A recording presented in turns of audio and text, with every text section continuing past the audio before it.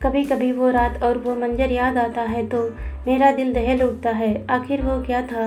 वो महज मेरा कोई ख्वाब था या हकीकत जिसे मैं आज तक भुला नहीं सका। जब कभी वो वाक़या मेरे सामने आता है तो खौफ के मारे आज भी मेरे रोंगटे खड़े हो जाते हैं। उस रात की सारी घटना मेरी आंखों के सामने एक फिल्म की भांति चलने लगती है। भयानक और अंधेरी रात, ऊपर से सुनसान इलाका, बड़ा सा उजाड़ कमरा, फिर कंडक्टर की लाश का यूं मिलना। न जाने उस रात क्या होने वाला था, लेकिन हम उस रात सच में बच गए। अगर वो ना होता तो शायद हम सभी भी उस कंडक्टर के साथ अपनी जान से हाथ धो बैठते। लगभग 20 साल पहले की बात है। मैंने अपने परिवार के साथ जयपुर घूमने का कार्यक्रम बनाया। बेटा बहुत दिनों से जिद कर रहा था कि पापा मुझे राजस्थान घूमने के लिए ले चलिए, सो मैं उसकी बात मानकर उसे जयपुर घुमाने को राजी हो गया। मैं, मेरी पत्नी रीमा और बेटा संयम घर से जयपुर के लिए रवाना हो गए। हमने 2 दिन में पूरा जयपुर घूम लिया, लेकिन मेरे पास अभी भी 2 दिन की छुट्टी और भी बची थी, तो मैंने सोचा क्यों ना अजमेर शरीफ भी हो आते हैं। चूँकि हमारी ये प्लानिंग अचानक हुई थी, तो हमें जल्दबाजी में बस का सहारा लेना पड़ा। उस बस में और भी यात्री थे, खासकर बुजुर्गों की संख्या ज़्यादा थी। हमारी जैसी केवल एक ही फैमिली थी। बस में यात्री भी कम थे, क्योंकि बस भी थोड़ी उजाड़ा थी, इसलिए शायद उसमें ज़्यादा यात्री नहीं बैठे होंगे। करीब रात के 8 बजे बस अपने गंतव्य की ओर रवाना हो चली। हम तीनों अपनी अपनी सीटों पर टेक लगाकर बैठ गए। संयम तो सो गया, लेकिन मुझे और रीमा को बीच बीच में हल्की हल्की झपकी सी आ जाती। एक तो वीरान और अनजानी जगह, ऊपर से खजाड़ा बस में मुझे अनकंफर्टेबल लग रहा था। ड्राइवर को भी शायद बहुत जल्दी थी गंतव्य तक पहुंचने की, इसलिए वो भी बस को तेज़ रफ्तार में भगाया जा रहा था। अंदर से डर भी लग रहा था कि कहीं वो बस को ठोक ना दे, क्योंकि अंधेरा घना था। साथ में सुनसान सड़क के किनारे, जिन पर ना कोई घर दिख रहा था और सड़क पर भी इक्का दुक्का वाहन ही दिखाई दे रहे थे। कुछ बुजुर्गों ने ड्राइवर को टोका भी कि बस की रफ्तार ज़रा धीमी करो। कुछ समय तक तो उसने बस को धीमी रफ्तार में चलाया, लेकिन फिर कुछ देर के बाद उसने फिर से बस की रफ्तार बढ़ा दी। एक बुजुर्ग ने फिर से उस ड्राइवर को टोका कि बस की रफ्तार कम करो, लेकिन मना करने के बावजूद भी फिर से ड्राइवर ने रफ्तार बढ़ा दी। तब ड्राइवर ने जवाब दिया कि अंकल जी, जो मैं कर रहा हूँ वो बिल्कुल ठीक कर रहा हूँ। मैंने सुना है कि ये इलाका अच्छा नहीं है, बहुत ज़्यादा खतरा है इस जगह, और हम इस इलाके को जितनी जल्दी पार कर आगे बढ़ जाएं उतना अच्छा है। ड्राइवर की बात सुनकर सबने कहा कि चलो ठीक है।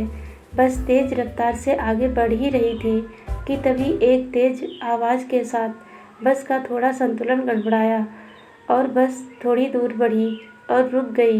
अब बस सब सकपा गए कि अचानक से ये क्या हुआ। इतना खतरनाक इलाका और बस का रुकना, किसी का भी जी डर जाएगा। ड्राइवर ने अपनी टॉर्च जलाई, बस के नीचे उतरा और उसने देखा कि क्या बात है, बस को आखिर क्या हुआ, वो रुकी क्यों। कुछ देर के मुआयने के बाद उसे पता चला कि बस के पीछे की ओर के दोनों पहिए पंचर हो गए हैं और बस में एक्स्ट्रा पहिए भी नहीं हैं जिससे उसकी मरम्मत हो सके। अब क्या किया जाए, सभी सोच में पड़ गए। रेतीली अनजान जगह, अमावस की गहरी काली रात, जंगली जानवरों का डर और बस का यूँ खराब हो जाना, सबके तो जैसे होश ही उड़ गए थे। अब क्या करें क्या ना करें, किसी के कुछ भी समझ में नहीं आ रहा था। तभी कंडक्टर को थोड़ी दूर एक रोशनी दिखाई दी। उसने सबसे कहा कि देखो, वहाँ रोशनी दिखाई दे रही है, हो सकता है कि वहाँ कोई गांव हो, चलो सब वहाँ चलते हैं, शायद रात भर के लिए कोई सुरक्षित जगह मिल जाए। अगर एक कोठरी भी मिल गई तो सब वहाँ एक साथ बैठकर रात तो गुजार ही सकते हैं। सब कंडक्टर की बातों से सहमत हो गए। सब ने अपना अपना सामान उठाया और चल पड़े उस रोशनी की ओर। जैसे ही वो सब उस रोशनी के नज़दीक पहुँचे तो हमें एक बड़ी सी कोठरी दिखाई दी, जिसे देखने से लग रहा था कि वो कोई बहुत पुरानी सराय है। जहाँ भूले भटके मुसाफिर रुकते होंगे। सब कोठी के दरवाजे के बाहर खड़े हो गए। ड्राइवर ने हिम्मत करके दरवाजे की संकाल खटखटाई। एक बहुत ही बूढ़े व्यक्ति ने दरवाज़ा खोला। उनके सिर पर एक बड़ी सी पगड़ी थी। गले में पुराने जमाने का कोई आभूषण था। कानों में भी कुंडल पहन रखे थे। कुर्ते के ऊपर उन्होंने एक सदरी पहन रखी थी। कमर में धोती, पैरों में पुराने जमाने की ऊँट के चमड़े की बनी मोजड़ी पहन रखी थी और हाथ में एक बड़ा सा लठ ले रखा था। वो और उनका पहनावा बहुत ही अजीब लग रहे थे। तभी कंडक्टर ने बड़ी हिम्मत करके कहा, ताऊ साहब, बस पंचर हो गई है। हम सबको रात गुजारने के लिए अगर आपकी कोठरी में थोड़ी सी जगह मिल जाती तो बड़ी मेहरबानी होती। उस कोठरी के मालिक बोले, डरने की ज़रूरत नहीं है। ये सराय तो मैंने भूले भटके मुसाफिरों की मदद करने के लिए बनवाई है। मैं चौधरी सुमेर सिंह और हमारी घरवाली धन्नो ही मुसाफिरों का ख्याल रखते हैं। आप सब लोग भीतर पधारो। जो हम दोनों से बन पड़ेगा तो आपकी मदद करेंगे। कंडक्टर बोला, बहुत बहुत धन्यवाद ताऊ साहब, बड़ी मेहरबानी जो इस अनजान जगह में आप हमारी मदद करने को राज़ी हो गए।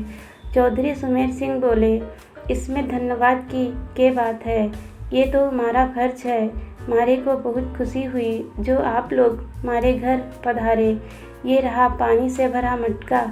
इस बड़ी सी डलिया में पूरियाँ रखी हैं और उस बड़ी सी बटलोही में आलू की तरकारी होगी। ये रहे पत्तल और आप सब अपना खाना परोस लीजिए।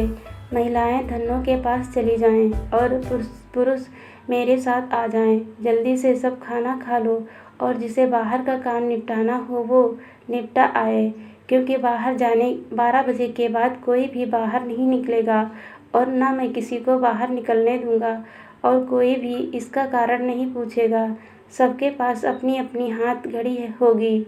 समय के अनुसार काम करके सोने के लिए लेट जाओ। ये रहे कंबल, सब बिछा लो। हम सब ने चौधरी सुमेर सिंह की सारी हिदायतों के अनुसार काम किया और कंबल बिछाकर लेट गए। जिनके पास अपने अपने शॉल और चादर थे वे सब ओढ़ कर लेट गए। क्योंकि मेरे पास ओढ़ने वाला बड़ा कंबल था इसलिए मैंने बेटे को अपने साथ सुला लिया और मेरी पत्नी औरतों के साथ अपना शॉल ओढ़कर लेट गई। चौधरी जी ने एक बार फिर सबको बाहर ना जाने की हिदायत दी और सबको सोने के लिए कहा। लगभग 12 बजे के बाद ना जाने कंडक्टर को क्या सूझी, उसने बीड़ी पीने की तलब लगी और वो बाहर जाने लगा। चौधरी जी ने उसे बहुत रोका लेकिन वो नहीं रुका। कंडक्टर के बाहर जाने के बाद चौधरी जी ने जल्दी से कोठरी के किवाड़ बंद किए और साथ में पटरे की मदद से किवाड़ को मजबूती से बंद कर दिया कि कोई भी भीतर न आ सके और सारे रोशनदान और खिड़कियों को भी बंद कर दिया। कुछ देर के बाद बाहर से बहुत बुरी बुरी और डरावनी आवाज़ें आने लगी। साथ में कंडक्टर की भी आवाज़ सुनाई दी। वो चिल्ला चिल्ला कर बचाओ बचाओ चिल्ला रहा था। कोठरी के कुछ लोग कंडक्टर की मदद के लिए बाहर जाने लगे लेकिन चौधरी जी ने उन्हें सब ये कहकर रोक दिया कि अगर सब बाहर गए तो सर्वनाश हो जाएगा। वो शैतान अगर भीतर आ गया तो हम में से कोई भी जिंदा नहीं बचेगा। सब अपनी जान के विषय में सोचकर पीछे हट गए। फिर चौधरी जी ने सबसे कहा कि सब अपनी अपनी जगह पर लेट जाएं। उनकी बात मानना हम सबकी मजबूरी थी।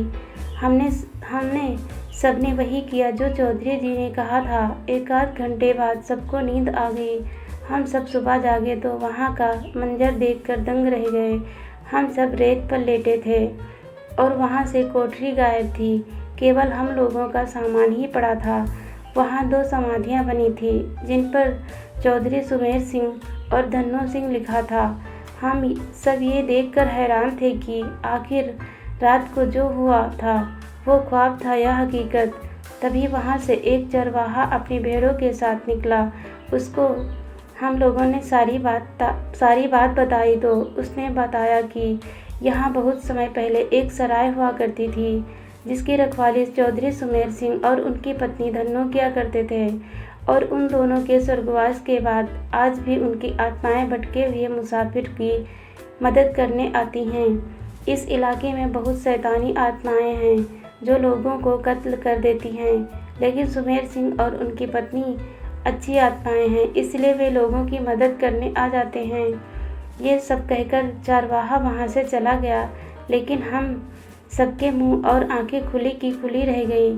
फिर हम सब ने अपना अपना सामान उठाया और बस की ओर आए। देखा तो वहाँ कंडक्टर की लाश लहूलुहान पड़ी थी। वो सब देखकर हम सबका दिल दहल गया। थोड़ी देर बाद इंतज़ार के बाद वहाँ से एक दूसरी बस गुजरी और हम सब उसमें बैठकर गंतव्य को रवाना हो गए।